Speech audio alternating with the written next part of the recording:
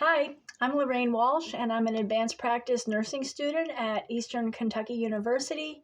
I am in course NSC 842, and for the next 7 minutes, we're going to be speaking about the topic of delivering behavioral health services in the primary care setting. This is a very interesting and intriguing topic for so many reasons. But before we begin, I want to ask you, do you know that 60% of our population seeks general mental health diagnosis like depression and anxiety, and 90% of those that have substance abuse issues are not treated? And did you know that 2/3 of our country's primary care physicians do not have any access to mental health referrals to be able to help their patients? Well, right now we're facing some very specific issues. One of them is that we have a very aging population of psychiatrists. Over 60% of the psychiatrists are over age 55 and looking towards retirement. And now that we are moving towards a one-payer healthcare system, many doctors are not going into psychiatry because they would just have to see too many patients. When you are a psychiatric provider, you need to spend time with your patients, and there is just not enough time. So we're coming up with alternative ways to be able to treat people that have mental health disorders. Per 100,000 people, right now there are 41 primary care physicians. But for the same 100,000 people, there are only 12.9 psychiatric providers. And there are 44.7 million people with psychiatric disorders, but only 37 million are seeking services. Those are significant numbers that come from SAMHSA, which is the leading organization for mental health facts and figures. So what are we going to do? Well, thankfully, advanced practice nurses, family practice nurse practitioners, and psychiatric mental health nurse practitioners are poised to be able to fill the gap to provide services. And how would this work? Well, I feel that providing mental health services in a primary care setting is an excellent way to be able to get access for people to have mental health services. And the reason is because primary care providers are often the gateway into the healthcare system for many, many people. So if you can imagine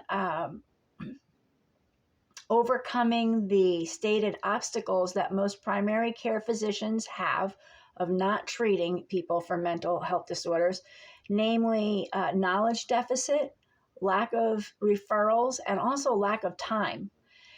If we can overcome that by putting in a patient's packet when they're coming to visit a screening, there are many screenings that will test and point for, say, depression or anxiety or bipolar disorder, or maybe even schizophrenia. If the primary care nurse practitioner has that information and an algorithm that shows what medications would be appropriate, or has a network of providers to be able to refer to, how many people do you think maybe would be getting treated? But also consider this. Metabolic syndrome is one of the major indicators of how we spend our healthcare dollars. Chronic disease takes up 97% of all of our healthcare dollars spent. And metabolic syndrome is a combination of obesity, diabetes, and hypertension. Those three diagnoses alone are modifiable by lifestyle factors. What if people started to learn that stress, which is a mental health issue, was related to heart disease, or that alcoholism or any substance use disorder is very tightly related to trauma that's been unresolved? One thing that's happening right now that's really good is that in the nurse practitioners' core competency trainings, there is a significant amount of time being spent on mental health issues to help integrate. But if people can understand the relationship between mental health and physical health and be empowered to be able to address that, we would save so much money, so much time, and so much misery for people that struggle with mental health disorders. Ethically, I think the problem would be with autonomy because people will make up their minds, and some people are not ready to hear that they have a mental health disorder. And then there's also the ethical consideration of beneficence, because how do you decide what is the priority? Is it the mental health disorder or is it the physical health disorder? There is one strategy in delivery that's being considered, and that is to be able to have the traditional primary care setting where the doctor does referrals out. But there's another model called co-located care, and that's where you have the behavioral health specialist and the physical health specialist under one roof.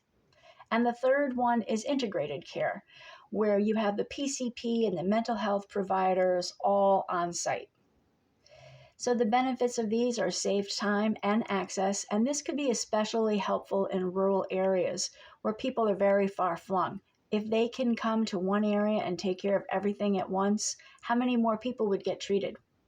That, with a combination of telehealth and with the latest infrastructure bill that assures that we will be having Wi-Fi everywhere, I think we have a good opportunity to be able to provide access to people for their mental health care. So my question to you is twofold. I would like to know if you believe that coordinated care, co-located care, or integrated care would be the best and or most cost-effective approach to delivering mental health care in the primary setting, and I'd like to know why. And then I would also like to know if you think that mental health delivery in a primary setting is easier or harder in a rural or an urban setting, and again, why or why not? Again, I'm Lorraine for Eastern Kentucky's Advanced Practice Nursing Program, talking to you about delivering mental health services in the primary care setting. I'm so happy that you can join me today, and I hope to talk with you again. Have a nice evening.